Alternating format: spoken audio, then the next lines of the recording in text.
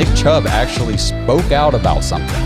Yeah, I feel like everyone can say that we're definitely we work harder than what we're valued. I mean, anyone would tell you that. I mean, some guys in the media yesterday said if you, for like a team scout, let's say Monday, we're playing a different team, and the team meeting, the head coach is going to bring up their running back. You know, the first person they'll bring up is how good is their running back? How can we stop him? And that's every team. I mean, I feel like every team their running back that gets the team going. You know, we cowbell when we need something big, make a big play or a big run. You know, everybody's gonna look to the running back. He's letting his voice be heard, which is not like him. So I feel like that's when Nick Chubb speaks out about something, you should probably pay attention because it's probably pretty important. And he's speaking out about the running back situation right now in the NFL. We found out today that Saquon Barkley did get a 1-year deal with just a little with the incentives and stuff. It's just a little bit over the franchise tag. Yep. So he's basically saying, I'm going to go out here and earn this money, and then I'm guessing he's probably either going to make a lot of money with another team or New York's going to pony up. But yeah. So you got guys like Josh Jacobs and Tony Pollard still playing on the franchise tag. So some of these bigger name backs, you know, have not gotten paid. Nick Chubb jumped on a Zoom call on Saturday night that was organized by Chargers running back Austin Eckler. They had like the top backs in the league, the studs, the stars, like Derrick Henry. I think CMC was in there. I saw the list of it. It was like Barkley, Jacobs. It was the big dog. It was like the top 8. They were all in there. Yeah. So he's really speaking out, supporting that position. I wish I didn't have the comment in front of me, but he made a very good point in one of his interviews that I thought was interesting. He said the running back position is the only position where more production actually hurts them financially because he said if we go out there and have a 2,000-yard season, the next year when we go to get paid, they'll just say, you're already worn down. Yep. So more production out of that position actually means less of a future financially by these teams, which I hadn't thought of it that way. That was a really good point that he made. It's the running back market. It's so crazy to me. It's all in the last like few years. Like you couldn't pay a top number 1 running back fast enough 5 years ago. So do I get that there should be some nervousness about signing a running back just based off what we've seen, like with help me out, Todd Gurley, or another backs wearing out. Zeke. I wouldn't even throw Zeke in there like that yet. No, not yet. But like to me, Melvin Gordon, guys like that. Okay, he's still in the league though. He's still in the league. Yeah. But for what Austin Eckler is saying, like it's crazy to me, a guy that can be that productive for his team is making less than a backup wide receiver. That is criminal. And the numbers, it's not even like a numbers game where it's like, oh, well, his production.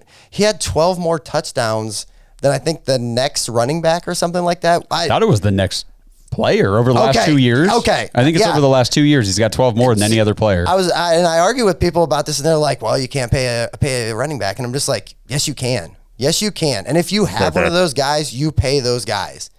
If Cleveland were to let Nick Chubb walk because they didn't want to pay him, I don't know if, or even let's say if we had another one of those guys, maybe not Derrick Henry, if, according to your running back age math, but if you have a Josh Jacobs who last year just absolutely went crazy and was basically one of the main offensive weapons of that team, I don't understand how you don't just reward a guy. Did we not just...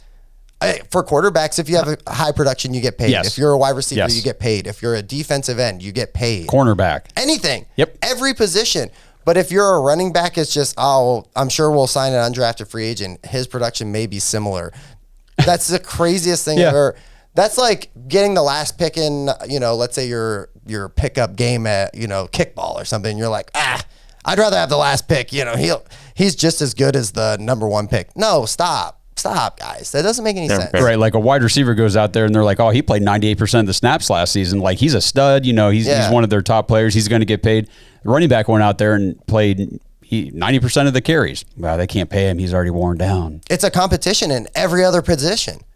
Yeah. Quarterback, who's going to be the next highest paid guy? Wide receiver, I want to be the highest paid wide receiver. And running back even was like that for a little bit. But I don't get it.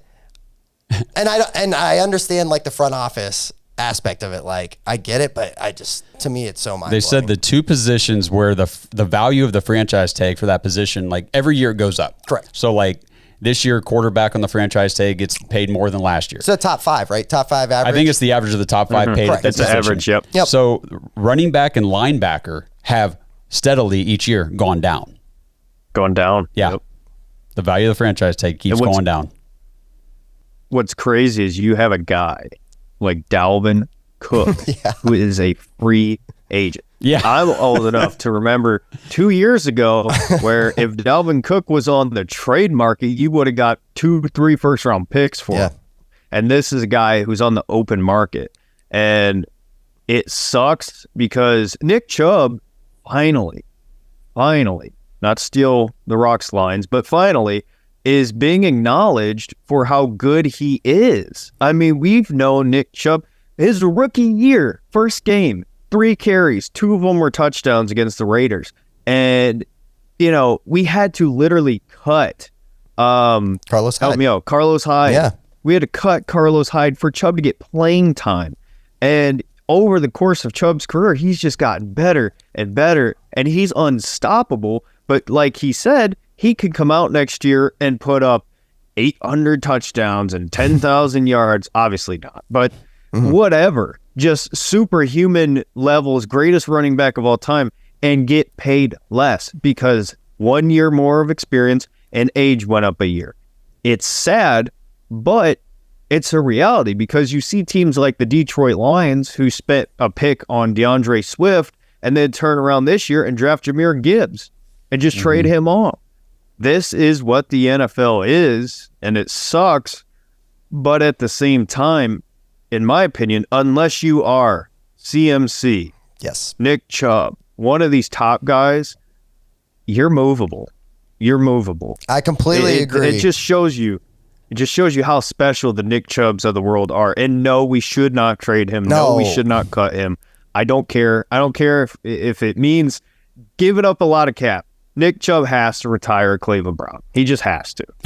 I completely, you like completely just took my idea right as I was getting ready to say it, but I think over the next few years, no, you're good, brother. I completely agree with you. Over the next few years, I think you're going to see almost like a tier system for running backs. You're going to have your elite guys, and they are going to get paid. And I think that's your Nick Chubb, Derrick Henry, like right now, like CMC. These guys are still going to get money because their production is, you can't replace that. Now, like some of these other guys, I could see it being like a James Cook rising up. What's James Cook's market going to be when he gets ready to sign a contract? I mean, as of right now, it's not huge. No. But, I mean. But Justin, you know what? You made a point earlier, and you're right. And I hate to put the blame on one guy because it's not just one guy. But I think Todd Gurley has absolutely screwed over every superstar running back in the NFL today. Or Le'Veon Bell. I was going to say Bell. Le'Veon Bell too, man. Or Le'Veon Bell. Yeah. Yep. Because those guys were the can't miss, have to have them superstars. And, you know, Le'Veon Bell's a little bit different. It's not the same, but like Todd Gurley, man, was unstoppable. Yeah. And then he had the knee problems. Now he's not, nobody even talks about Todd Gurley anymore. Like he's just gone. So that scares these teams off from these other guys. And it's not fair. It's not fair for Nick Chubb. It's not fair for Saquon. It's not fair for these guys, but it's the reality. Right. So who knows? It's crazy because they're so important to the scheme of the offense for those teams. Like the teams that you're saying, what is New York without Saquon Barkley? And whatever you feel about injuries or anything like that with him, take that off the table. When he's not there, that's a different team. You're leaning completely on Daniel Jones and Matt Breida. If I'm New York, sign me up for 4 years right now. This is my future. This is my guy, especially if he stays healthy. It's just crazy to me. It's just absolutely crazy. I think it's just an interesting situation to monitor to see, you know, this year, how does this kind of play out with some of these running backs? What's their production look like? What's their performance? What do they get paid going into next year? How do the contracts shake out? How do they play after that contract? It's kind of in their ballpark right now. I mean, I feel like guys like Derrick Henry, and Austin Eckler, Nick Chubb to an extent, they're more in this conversation for support. Yeah. Because, they've already proven it. You know what I mean? Their production level, and especially a guy like Derrick Henry who's pushing 30 already, he's not out there trying to get a big 5-year contract, massive deal. It's more, let's show support for these younger guys that are coming up, the Breece Halls, the Bijan Robinsons, these guys that we know are going to be studs in the NFL as long as they're healthy. We need to lay a foundation for them. Yeah, Dameon Pierce, sure. I'm curious if, let's say, Derrick Henry was like a free agent right now, what the market would be like. Or a CMC. I feel like CMC would be like, hey, everybody's in on him. You know what I mean? Mm-hmm. But I'd just be curious because I feel like Saquon, he's got a little bit of injuries, but that's a guy, and if you're a franchise, I feel like that's an automatic lock. Austin Eckler, especially if he's like, I just want like a 2-year deal, automatic. I don't know. I just don't know. I don't know. But it's definitely a hot topic right now. So, and our guy got involved and he's speaking up about it. So that was pretty important we touch on it too. Thanks for listening to another episode of the Dawgs Podcast. Make sure you subscribe on YouTube and follow us on Twitter at the Dawgs Podcast. Get your thoughts on the show at thedawgspodcast.com.